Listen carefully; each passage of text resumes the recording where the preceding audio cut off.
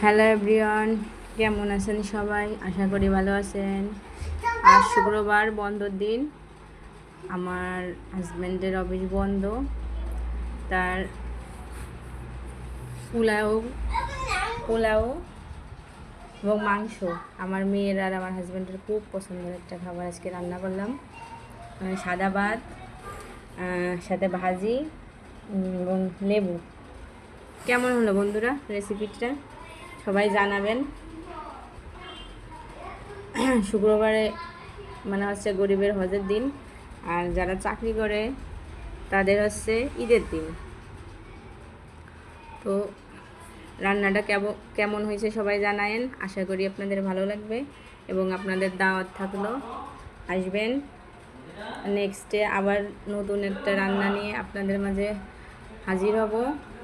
তত সময় আপনারা ভালো থাকেন, সুস্থ থাকেন। আল্লাহ হাফেজ।